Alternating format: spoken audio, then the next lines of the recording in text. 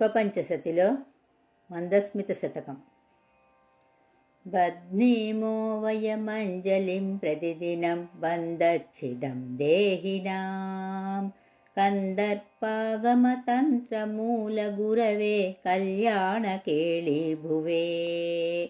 कामाक्ष्या घनसारपुञ्जरजसे कामद्रुहश्चक्षुषां मन्दारस्तभकप्रभामदमुषे मन्दस्मितज्योतिषे सध्रीचे नवमल्लिकासु मनसां नासाग्रमुक्तामणे आचार्याय मृणालकाण्डमहसां नैसर्गिकाय त्विषे स्वर्धुन्यासहयोध्वने हिमरुचे रर्थासनाध्यासिने कामाक्ष्या स्मितमञ्जरी धवलिमाम् अद्वैताय तस्मै नमः कर्पूरद्युतिचातुरीमतितराम् अल्पीयसीं कुर्वती दौर्भाग्योदयमेव संविदधति दौशाकरीणां त्विषाम् क्षुल्लानेव मनोज्ञमल्लिनिकरान् उल्लानपि व्यञ्जति कामाक्ष्या मृदुलस्मितां सुलहरी कामप्रसूरस्तु मे या पीनस्तनमण्डलोपरिलसत्कर्पूरलेपायते या नीलेक्षणरात्रिकान्तिततिषु ज्योत्स्ना प्ररोहायते या सौन्दर्युधुनीतरङ्गततिषु व्यालोलहंसायते कामाक्ष्या शिशिरीकरोतु हृदयं सा मे स्मितप्राचुरी येषां गच्छति पूर्वपक्षसरणिं कौमद्वतस्वेति मां येषां सन्ततमारुरुक्षति तुला कक्ष्यां सरश्चन्द्रमाः येषामिच्छति कम्बुरप्यसुलभाम् अन्तेव सत्प्रक्रियाम् कामाक्ष्या ममतां हरन्तु ममते हासत्विषामङ्कुराः आशासीमसु सन्ततं विदधति नैसाकरीं व्याक्रियाम् आसानामभिमानभङ्गकलना कौसल्यमा बिभ्रति हीशानेन विलोकिता सकुतुकं कामाक्षि ते कल्मष क्लेशापायकरी च कास्ति लहरी मन्दस्मितज्योतिषाम् आरूढस्य समुन्नतस्तनतटी साम्राज्यसिंहासनम् कन्दर्पस्य विभोर्जगत्त्रयजय प्राकट्यमुद्रानिधेः यस्याश्चामरचातुरीं कलयते रश्मिच्छटा चञ्चला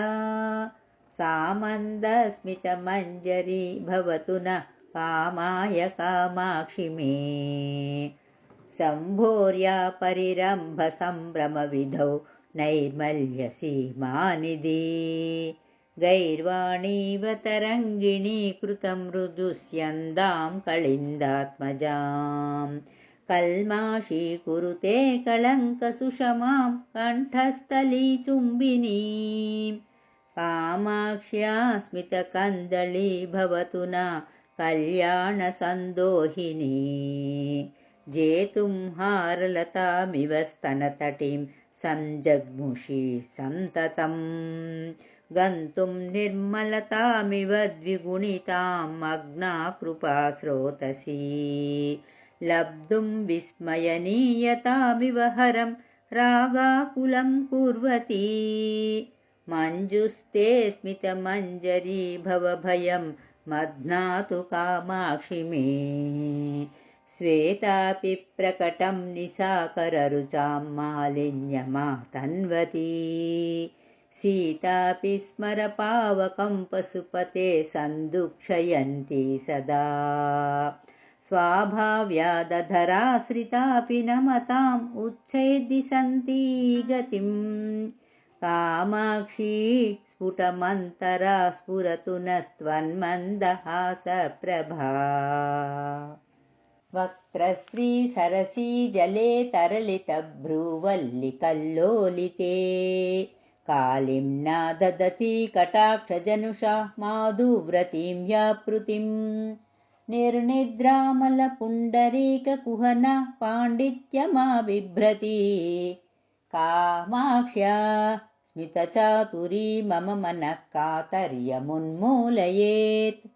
नित्यं बाधितबन्धुजीवमधरं मैत्रीजुषं पल्लवैः शुद्धस्य द्विजमण्डलस्य च तिरस्कर्तारमप्याश्रिता या वै मल्यवती सदैव नमतां चेतः पुनीतेतरां कामाक्ष्या हृदयं प्रसादयतु मे सा मन्दहासप्रभा दृह्यन्ती तमसे मुहुः कुमुदिनी साहाय्यमाभिभ्रती यान्ति चन्द्रकिशोरशेखरवपुः सौधाङ्गणे प्रेङ्खणम् ज्ञानाम्भोनिधिवीजिकां सुमनसां कूलङ्कषा कुर्वती कामाक्ष्या स्मितकौमुदी हरतु मे संसारतापोदयम् काश्मीरद्रवधातुकर्धमरुचा कल्माषतां बिभ्रती हंसौघैरिव कुर्वती परिचितं हारीकृतैर्मौक्तिकैः वक्षोजन्मतुषारशैलकटके सञ्चारमातन्वती कामाक्ष्या मृदुलस्मितद्युतिमयी भागीरथी भासते कम्बोर्वंशपरम्परा इव कृपा सन्तानवल्ली भुवः सम्पुल्लस्तबका इव प्रसुमरा मूर्ता प्रसादा इव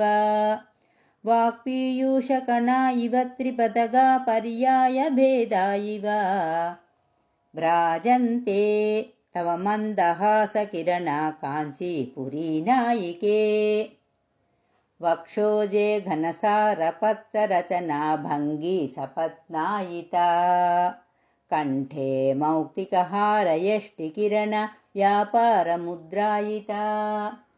ओष्ठश्रीनिकुरुम्बपल्लवपुटे प्रेङ्खत्प्रसूनायिता कामाक्षी स्फुरतां मदीयहृदये त्वन्मन्दहासप्रभा येषां बिन्दुरिवोपरि प्रचलितो नासाग्रमुक्तामणि येषां दीनैवाधिकण्ठमयते हारः करालम्बनम् येषां बन्धुरिवोष्टयोररुणिमा धत्ते स्वयं रञ्जनम् कामाक्ष्याः प्रभवन्तु ते मम शिवोल्लासाय हासाङ्कुराः याज्जाड्याम्बुनिधिं क्षिणोति भजतां वैरायते कैरवैः नित्यं या नियमेन याचयत ते कर्तुं त्रिनेत्रोत्सवम् बिम्बं चान्द्रमसञ्च वञ्चयति या गर्वेण सा तादृशी कामाक्षी स्मितमञ्जरी तव कथं ज्योत्स्नेत्यसौ कीर्त्यते वक्त्रेन्दोस्तव चन्द्रिका स्मितततिर्वल्गुस्फुरन्ती सतां स्याच्चेद्युक्तमिदं चकोरमनसां कामाक्षि कौतूहलम् एतच्चित्रमहर्निशं यदधिकामेषां रुचिं गाहते बिम्बोष्टद्युमणिप्रभास्वपि च यद्विभ्वोकमालम्बते आरूढा रभसात् पुरः पुररिपोराश्लेषणोपक्रमे या ते मातरुपैति दिव्यतटिनी शङ्काकरी तत्क्षणम् ओष्ठं वेपयति भ्रुवौ कुटिलयत्यानम्रयत्याननं तां वन्दे मृदुहारपूरसुषमाम् एकाम्रनाथप्रिये तादृश्यं कलसाम्बुदेर्वहति ते कामाक्षि मन्दस्मितं शोभामोष्टरुचां च विद्रुमभुवाम् एतद्भिदां ब्रूमहे एतस्मादुदितं पुरा किल पपौ सर्वः पुराणः पुमान् एतन्मद्य समुद्भवां रसयते माधुर्यरूपां रसम् उत्तुङ्गस्तनकुम्भशैलकटके विस्तारि कस्तूरिका पात्रश्रीजुषि चञ्चलास्मितरुचः कामाक्षि ते कोमलाः सन्ध्यादीधितिरञ्जिता इव मुहुः सान्द्राधरज्योतिषा व्यालोलामलसारदाभ्रसकला व्यापारमातन्वते क्षीरं दूरत एव तिष्ठतु कथं वैमल्यमात्रादिदं मातस्ते सह पाठवीधिमयतां मन्दस्मितैर्मञ्जुलैः किं चेयन्तु भिधास्ति दोहनवसात् एतत्तु सञ्जायते कामाक्षी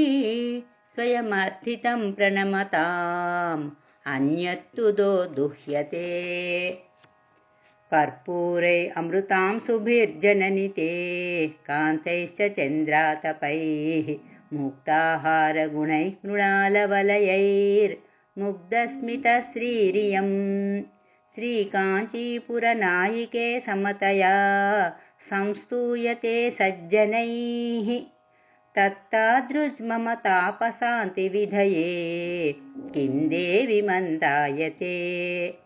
मध्ये गर्भितमञ्जुवाक्यलहरी माध्वीझरी शीतला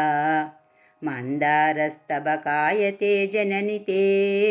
मन्दस्मितां सुच्छटा यस्या वर्धयितुं मुहुर्विकसनं कामाक्षि कामद्रुहो वल्गुर्वीक्षणविभ्रमव्यतिकरो वासन्तमासायते बिम्बोष्टद्युतिपुञ्जरञ्जितरुचिः त्वन्मन्दहासच्छटा कल्याणं गिरिसार्वभौमतनये कल्लोलयत्वासु मे पुल्लन्मल्लिपिनद्धहल्लकमयी मालेवया पेसला श्रीकाञ्चीश्वरी मारमर्धितुरुरो मध्ये मुहुर्लम्बते बिभ्राणासरदभ्रविभ्रमदसां विद्योतमानाप्यसौ कामाक्षी मितमञ्जरीकिरति ते कारुण्यधारारसम् आश्चर्यं शिशिरीकरोति जगति सालोक्यचैनामहो कामं खेलति नीलकण्ठहृदयं कौतूहलान्दोलितम् प्रेङ्कत्प्रौढकटाक्षकुञ्जकुहरे श्वत्यच्छगुच्छायितं वक्त्रेन्दुच्छविसिन्धुवीचिनिचये फेनप्रतानायितं नैरन्तर्यविजृम्भितस्तनतटे नैचोलपट्टायितं कल्माषं कबलीकरोतु मम ते कामाक्षि मन्दस्मितम् पीयूषं तव मान्धरस्मितमिति व्यर्थैव शापप्रधात् कामाक्षी ध्रुवमीदृशं यदि भवेत् एतत् कथं वा शिवे मन्दारस्य कथालवं न सहते मथ्नाति मन्दाकिनीम् इन्दुं निन्दति कीर्तितेऽपि कलसी पाद्धोधिमीर्ष्यायते विश्वेषां नयनोत्सवं वितनुतां विद्योततां चन्द्रमा विख्यातो मदनान्तकेन मुकुटी मध्ये च सम्मान्यताम् किं जातमनेन हाससुषमाम् आलोक्य कामाक्षि ते कालङ्कीमवलम्बते खलु दशां कल्माषहीनोऽप्यसौ चेतःशीतलयन्तु नः पशुपतेरानन्दजीवातवो नम्राणां नयनाद्वसीमसुसरा चन्द्रातपोपक्रमाः संसाराख्यसरोरुहाकरखलिकारे तुषारोत्कराः कामाक्षी स्मरकीर्तिबीजनिकरा त्वन्मन्दहासाङ्कुराः कर्मौखाख्यतमः कचाकचिकरान् कामाक्षि सञ्चिन्तये त्वन्मन्दस्मितरोतिषां त्रिभुवना क्षेमङ्करानङ्कुरान् ये वक्त्रं शिशिरश्रियो विकसितं चन्द्रातपाम्भोरुहम् द्वेषोद्घोषणचातुरीमिव तिरा स्कर्तुं परिष्कुर्वते कुर्युर्नः कुलशैलराजतनये कूलङ्कषं मङ्गलम् कुन्दस्पर्धनचुञ्चवस्तव शिवे मन्दस्मितप्रक्रमाः ये कामाक्षी समस्तसाक्षिनयनं सन्तोषयन्तीश्वरम् कर्पूरप्रकरा इव प्रसुमराः पुंसामसाधारणा कम्रेण स्नपयस्वकर्मकुहना चोरेण मारागमा व्याक्षाशिक्षणदीक्षितेन विदुषाम् अक्षीणलक्ष्मीपुषा कामाक्षी स्मितकन्दलेन कलुषस्फोटक्रिया चुञ्चुना कारुण्यामृतवीचिका विहरणा प्राचुर्यधुर्येण माम् त्वन्मन्दस्मितकन्दलस्य नियतं कामाक्षि संकामहे बिम्बः कश्चन नूतनः प्रचलितो नैसाकरः सीकरः किञ्च क्षीरपयोनिधिः प्रतिनिधिः स्वर्वाहिनी वीचिका बिब्बो कोऽपि विडम्ब एव कुहना मल्लीमतल्लीरुचः दुष्कर्मार्कनिसर्गकर्कसमः सम्पर्कतप्तं मिळत्पङ्कं शङ्करवल्लभे मम मना काञ्चीपुरालङ्क्रिये अम्ब त्वन्मृदुलस्मितामृतरसे मङ्क्त्वा विधूयाव्यथा आनन्दोदयसौधशृङ्गपदवीम् आरोढुमाकाङ्क्षति नम्राणां नगराजशेखरसुते नाकालयानां पुरः कामाक्षी त्वरया विपत्प्रशमने कारुण्यधारः किरन् आगच्छन्तमनुग्रहं प्रकटयन् आनन्दबीजानि ते आसीरे मृदुहास एव तनुते नाधे सुता शीतलः कामाक्षी प्रथमानविभ्रमविधिः कन्दर्पदर्पप्रसून् मुग्धस्ते मृदुहास एव गिरिजे मुष्णातु मे किल्बिषम् यं द्रष्टुं विहिते करग्रह उमे शम्भुस्त्रपामीलितम् स्वैरं कारयति स्म ताण्डवविनोदानन्दिना तण्डुना क्षुण्णं केनचिदेव धीरमनसा कुत्रापि नानाजनैः कर्मग्रन्थिनियन्त्रितैरसुगमं कामाक्षि सामान्यतः मुक्तेर्द्रष्टुमशक्यमेव मनसा मूढस्य मे मौक्तिकम् मार्गं दर्शयतु प्रदीप इव ते मन्दस्मितश्रीरियं ज्योत्स्नाकान्तिभिरेव निर्मलतरं नैसाकरं मण्डलं हंसैरेव शरद्विलाससमये व्याकोचमम्भोरुहं स्वच्छैरेव विकस्वरै उडुगणैः कामाक्षि बिम्बं दिवः पुण्यैरेव मृदुस्मितैस्तव मुखं पुष्णाति शोभाभरम् मानग्रन्थिविदुन्तु देवरभसादास्वाद्यमाने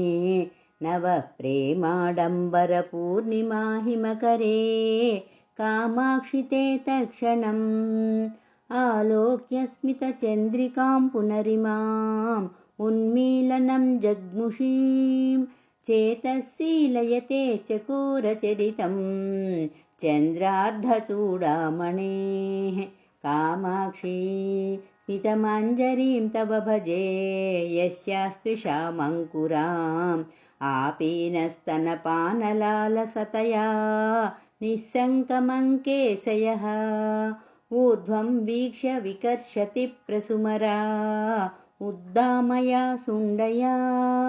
सूनुस्ते बिसशङ्कया सुकुहना दन्तावळग्रामणी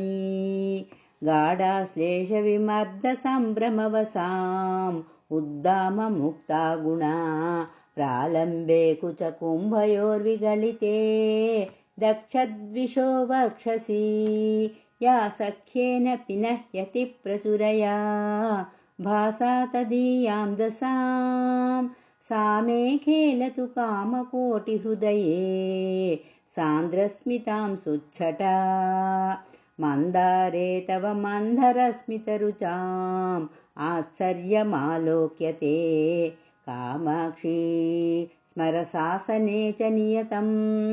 रागोदयो लक्ष्यते चान्द्रीषु द्युतिमञ्जरीषु च महा दोषाङ्कुरो दृश्यते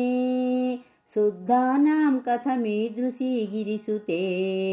शुद्धा दशा कथ्यताम्